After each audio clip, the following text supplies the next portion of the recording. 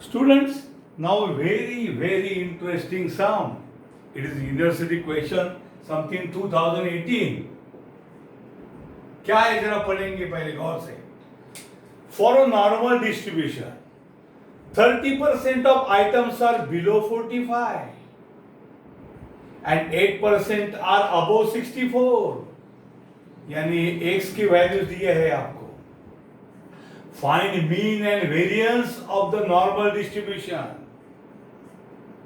आइला mean और variance ही नहीं दिया और नॉर्मल में पूछा है, तो हम क्या बोलेंगे?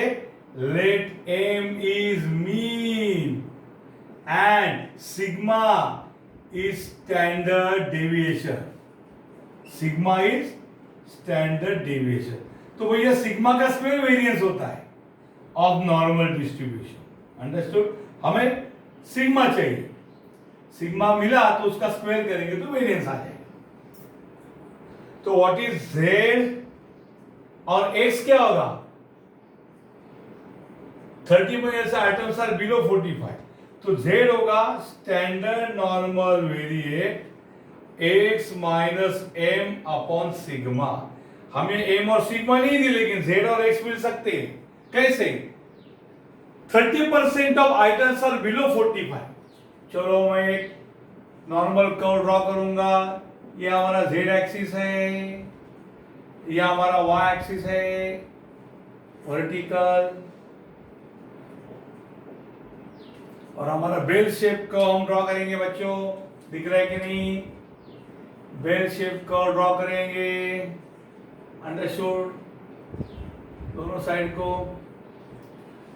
अब हमारा ये x की वैल्यू है. 30% आइटम्स आर बिलो 45. अब देखो ये 50%, ये 50% आइटम है. 30% आर बिलो 45. अब बिलो 45 30% है, यानी यहां पे मैं दिखाता हूं. ये 30% आइटम दिखाओ. 30%, तो ये x की वैल्यू कब है? क्या है? सॉरी 45 है. x की वैल्यू 45 है, तो 45 x के वैल्यू के बिलो 30% लोग रहते हैं. बोलो जरा ये एरिया कितना होगा? करेक्ट 30/100 होगा. इसकी प्रोबेबिलिटी कितनी होगी? करेक्ट 30/100.3 होगी. 8% अबव 65. आई 8% में बहुत ही छोटा है. मैं यहाँ थोड़ा आगे लेके जाता हूं. ठीक है, 8% यानी उसका छोटा सा ये हम करेंगे. ये 8% लोग है. ये 8% लोग अबव 64 है, यानी इसकी x की वैल्यू 64 है, z की नहीं मालूम. तो x के दो वैल्यू करस्पॉन्डिंग z की वैल्यू फाइंड करो और दो इक्वेशन आएंगे, सॉल्व करो.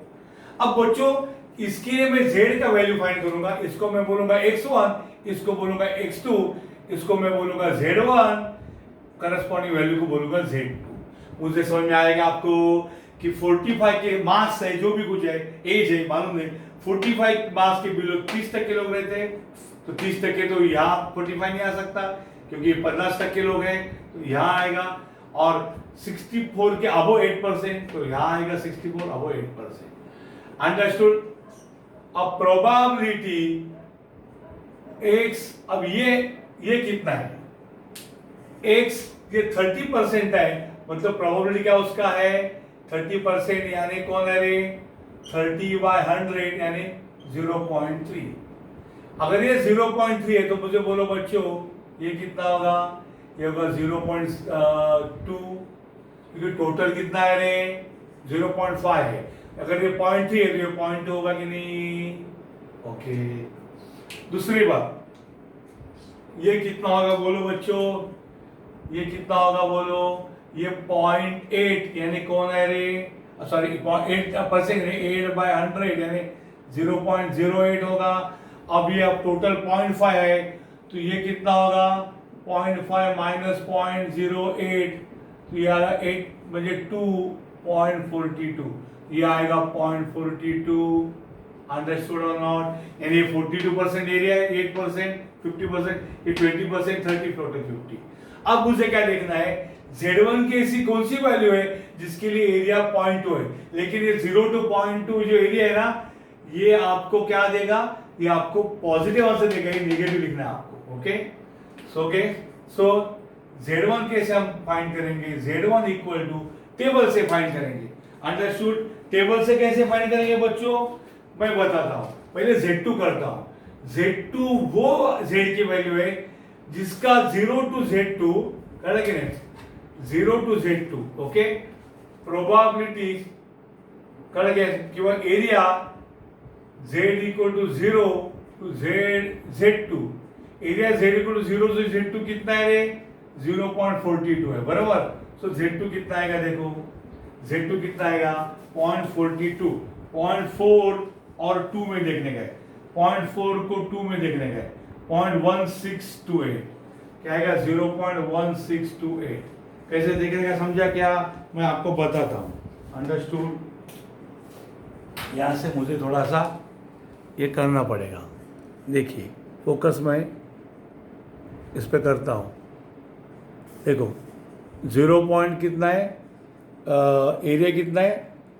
0.42। देखो नहीं, 0.42 के लिए उल्टा मैंने थोड़ा गड़बड़ किया इधर। I will just clear now. Area should be 0.42, area should be 0.42 area, okay. तो एरिया 0.42 किधर है? 0.42 मुझे देखना पड़ेगा। 0.42 हाँ देखो 0.4207 है डायरेक्ट, वो है 0.1, 0.4207 का 1.4 का 1 में 1.41 है। अंडरस्टूड? फिर एक बार ये करता हूँ। ओके, सो वो कौन से बच्चों Z की वैल्यू है जिसके लिए एरिया 0.42 है? 0.42 है तो मैं 0.42 एरिया ढूंढा, इधर 0.42, 0.4 का 2 में एग्जैक्ट नहीं आया मुझे, 0.4207 आया, क्योंकि यहाँ पे बुक में एग्जैक्ट नहीं मिलेगा। 0.4207 इज ओके, 1.41 है, okay. So Z2 is equal to 1.41 and corresponding X2 कौन है? X2 equal to 64, okay. उसके बाद नेक्स्ट है कि ये है 0 to area Z equal to 0 to, समझे कि नहीं? 0.2 आना चाहिए। Z equal to 0 to Z1 कितना आना चाहिए? 0 टू Z1 वाला एरिया 0.2, तो 0.2 एरिया आने के लिए मैं 0.2 ढूंढ रहा हूँ यहाँ पे। तो 0.2 के लिए मैं डायरेक्ट एग्जैक्ट नहीं आ रहे, 0.2019 आ रहे, ये 0.2019 के 0.53 है। तो ये एरिया कितना है? 0 टू Z1 0.2 आना चाहिए। इसके लिए Z1 की वैल्यू कितनी आनी चाहिए? माइनस आएगी क्योंकि वो लेफ्ट हैंड साइड में। तो 0.2 एरिया आने के लिए मैं उल्टा जाऊंगा, एरिया में 0.2 देखूंगा, तो एरिया में 0.2 एग्जैक्ट नहीं मिलेगा, तो 0.2019 मिल रहे, 0.2019 मिल रहे, थोड़ा एरर लगेगा। 0.2019 के लिए एरिया है 0.53, तो Z1 इज माइनस 0.53। अंडरस्टूड? अगर यहाँ होता तो 0 टू एरिया 0 टू 0.53 जो है ना वो एरिया 0.2 है, लेकिन ये साइड है इसलिए minus 0.3। So Z1 is minus 0.3, उसके लिए x का वैल्यू x1 कितना है? x का वैल्यू x1 है 45। अंडरस्टूड? तो हमें दो इक्वेशन बच्चों यहाँ से मिलेंगे, वो दो इक्वेशन हमें सॉल्व करने हैं। Understood? So you have to solve the two equations. तो चलो हम इक्वेशन सॉल्व करते हैं। कैसे? कि when x2 is 64, what is Z2? Z2 is 1.41. Put in 1, ये हमारा 1 है, तो Z के जगह 1.41 is x के जगह Z is x2, 1.41 x के जगह 64 minus m upon sigma, cross multiply 1.41 sigma is 64 minus m, यहाँ ने क्या हो तो क्या होगा रे? m sigma 1.41 into sigma. तो m प्लस 1.41 सिग्मा की वैल्यू है 64, इक्वेशन छोटा 1 बोल, अंडरस्टूड। उसके बाद बच्चों नेक्स्ट हम लिखेंगे कि यहाँ पे x1 इक्वल टू 45 है, तो करस्पॉन्डिंग z का वैल्यू z1 कितना है, -0.53 है।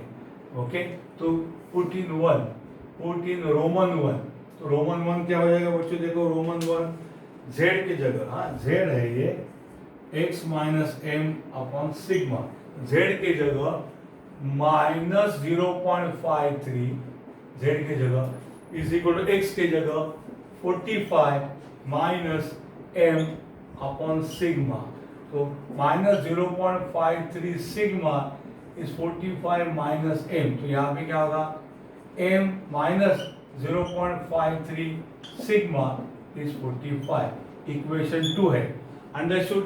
अब दोनों इक्वेशन अगर मैं सब्ट्रैक्ट करता हूं तो m चला जाएगा, understood. So equation 1 minus equation 2, equation 1 क्या है बच्चों, देखो इक्वेशन 1 है, ये देखो इक्वेशन 1 क्या है, m plus 1.41 sigma is equal to 64, ये 1 है, और 2 क्या है, m माइनस 0.53 सिग्मा इज 45, ये है 2। बच्चों अभी हम क्या करेंगे, सब्ट्रैक्ट करेंगे इक्वेशन, ये माइनस होगा, ये प्लस होगा और ये माइनस होगा, m कैंसिल होगा। अब ये सिग्मा ऐड करने के लिए I will need a calculator, where is the calculator, yes I will get the calculator. Calculator मुझे देगा 1.41 plus 0.536 is equal to 1.946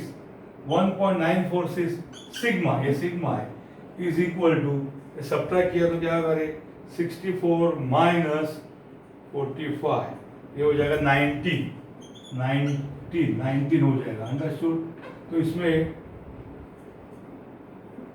sigma है, ओके सिग्मा, तो कलर बदलता हूं, sigma, what is sigma equal to 19, okay 19 divide by 1.946, so 19 divided by 1.946 is equal to 9.764, हाँ ये sigma आ गया। अब सिग्मा आ गया तो m भी मुझे आ जाएगा, कैसा, ये put sigma value in, put in equation 1, equation 1 मेरे पास है, हाँ sir m is equal to, चलेगा ठीक है, m plus 1.41 sigma is 64 sigma, so m plus 1.41 into sigma is 9.764 is equal to 64, understood. तो मुझे m मिलेगा, वहां जाके m मिलेगा 64 माइनस ये product 1.41 into 9.764 is equal to m equal to मुझे मिला 50.23, अंडरस्टूड, m मिला और मुझे सिग्मा मिला। So what is the mean, mean is equal to m, mean is equal to m equal to 50.23, और उन्होंने पूछा बच्चों वेरिएंस पूछा है, क्या पूछा है, वेरिएंस। सो वेरिएंस क्या आएगा, ये मीन आएगा, इक्वेशन 2 है, and variance is equal to sigma का स्क्वायर होगा, that is equal to, sigma कौन है, 9.764 उसका स्क्वायर होगा, ओके मैं यहाँ करता हूँ 9.764 उसका स्क्वायर किया, आंसर आएगा 95.33 अंडरस्टूड, ये है answer, okay please copy this, थोड़ा सा सेपरेटर की दीवार बना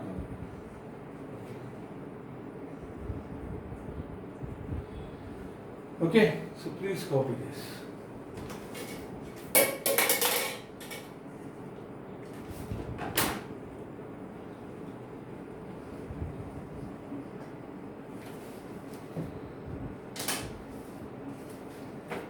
So two equations are produced, simultaneous equations. From that we get the answer. Students, the next sum before you is similar to previous. उसमें कुछ गड़बड़ रहेगी तो इसमें क्लियर होगा कंसेप्ट.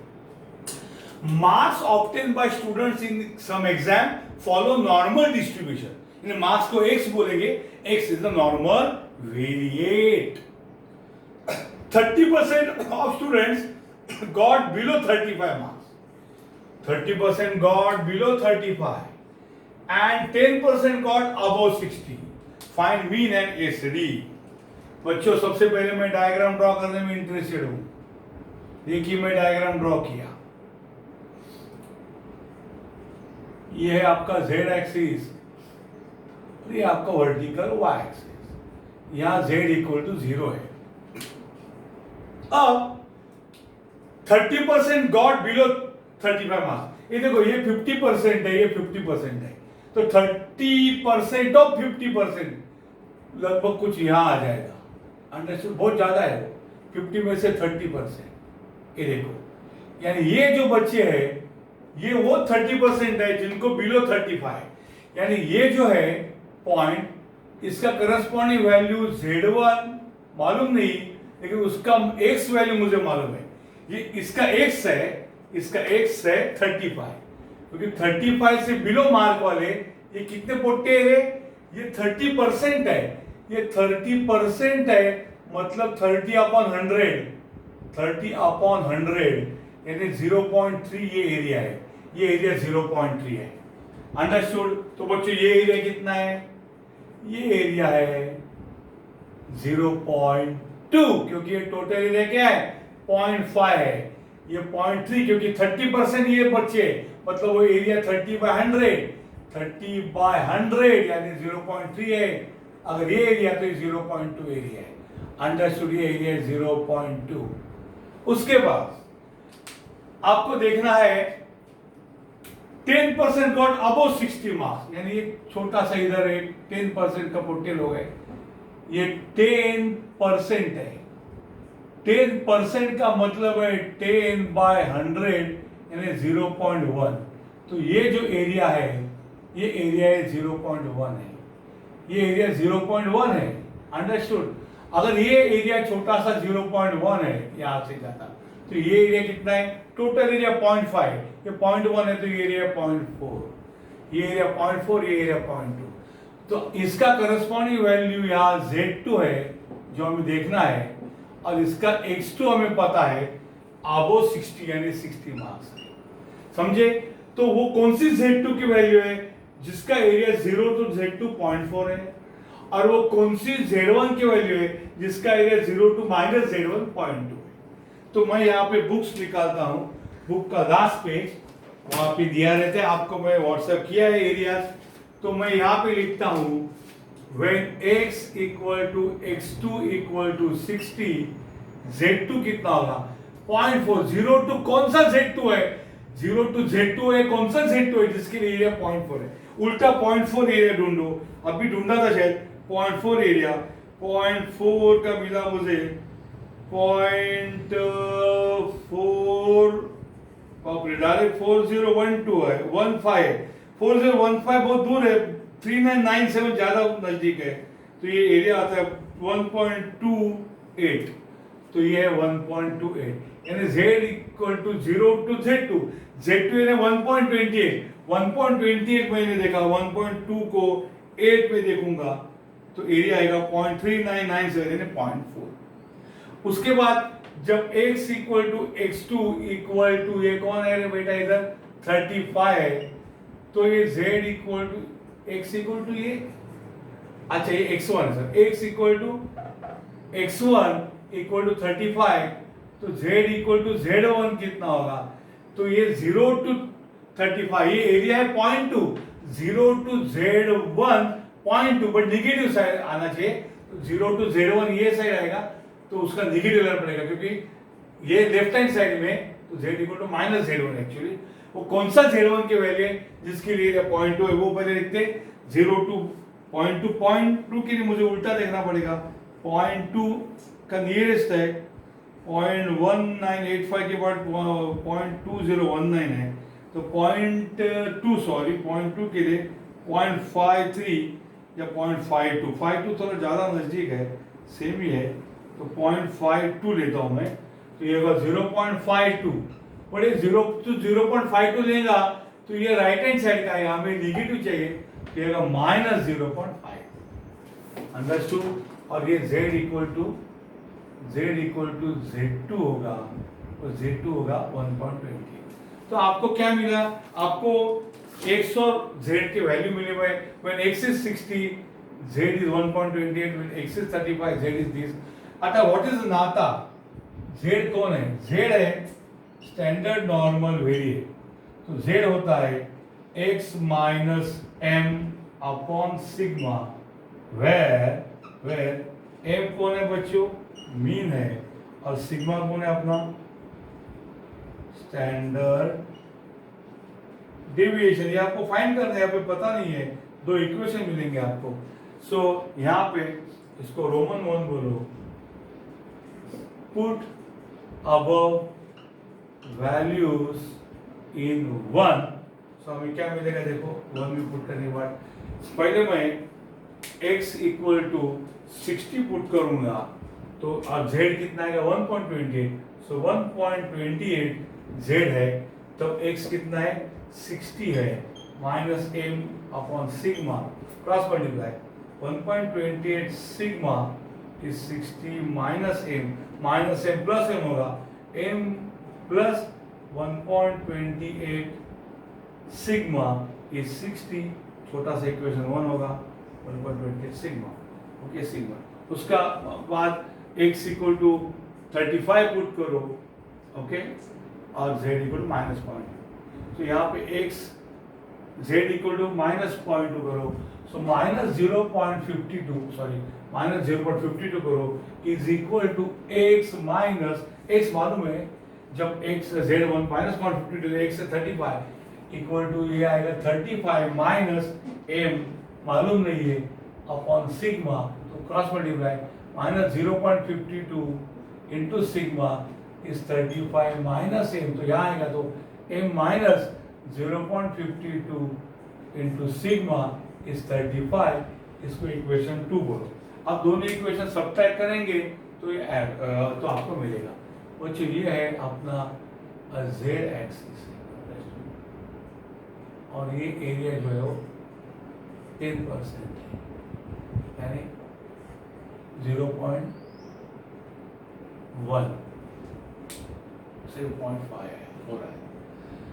इक्वेशन 1 माइनस इक्वेशन 2 करो, सो इक्वेशन 1 में लिखता हूँ, यहाँ पे इक्वेशन 1 है m plus 1.28 into sigma is 60, ये 1 है, और ये m minus 0.52 into sigma is 35, ये 2 है।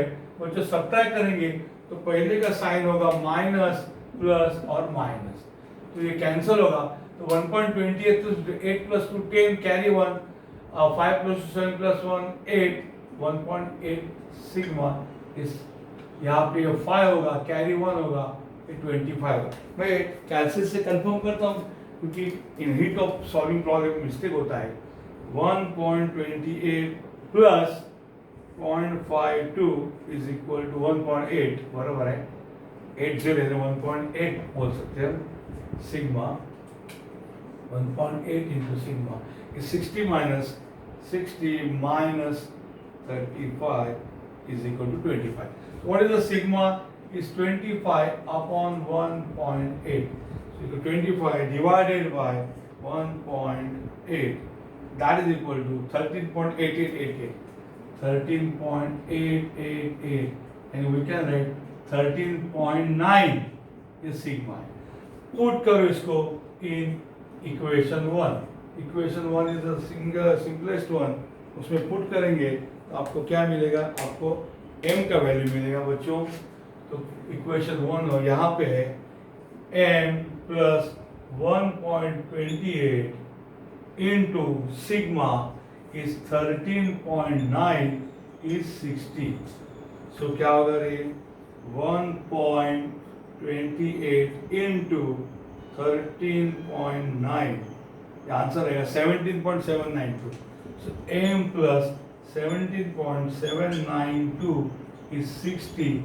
So m is equal to 60 minus 17.792, 792, 60 minus 17.792, answer is 42.208, 42.208 यानी 42.21, 8 से 0 को 1 किया। इसका मतलब है मीन, आपको मीन आया 42.21 एंड आपको स्टैंडर्ड डेविएशन सिग्मा आया 13.9। ये आपका आंसर है। अंडरस्टूड? Please take down.